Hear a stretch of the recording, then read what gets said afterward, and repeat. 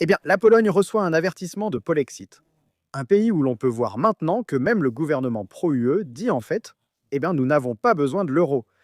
Notre pays, notre économie se porte en fait mieux que dans les pays qui ont l'euro. Mais il y a une sorte de lutte de pouvoir en Pologne, car vous avez le président eurosceptique Karol Nawrocki face à face avec le gouvernement pro-UE dirigé par Donald Tusk en Pologne. Maintenant, le président polonais est très clair, décrit désormais l'UE comme une étoile mourante. Vous avez vu une rébellion assez importante de la part du président polonais concernant la loi sur les réseaux sociaux de l'UE. Pourquoi cela ne peut-il pas simplement être fait au niveau de chaque pays?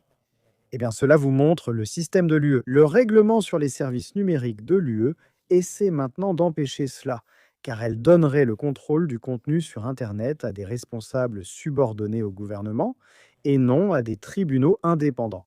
L'avertissement du gouvernement Tusk en Pologne est que, sans surprise, la Pologne pourrait être sanctionnée si elle suit cette voie. Et en fait, si vous regardez spécifiquement la Pologne, vous pouvez voir de nombreux cas où un gouvernement polonais qui ne fait pas ce que l'UE souhaite se voit infliger d'importantes sanctions financières. On constate de plus en plus qu'appartenir à l'Union européenne impose des règles strictes avec de lourdes amendes en cas de non-respect. Et vous pouvez voir ici l'avertissement du gouvernement polonais selon lequel le président, Karol Nawrocki, conduit en réalité le pays vers une sortie de l'UE, vers un Polexit, parce qu'il essaie d'introduire une législation qui criminaliserait les contestations persistantes des nominations judiciaires faites par le chef de l'État. Et il y a de plus en plus de débats en Pologne sur leur système judiciaire et leurs juges. Mais vous pouvez voir ici très clairement le ministre de la Justice en Pologne avertir que si le projet de loi du président était adopté, cela conduirait la Pologne à quitter l'Union européenne.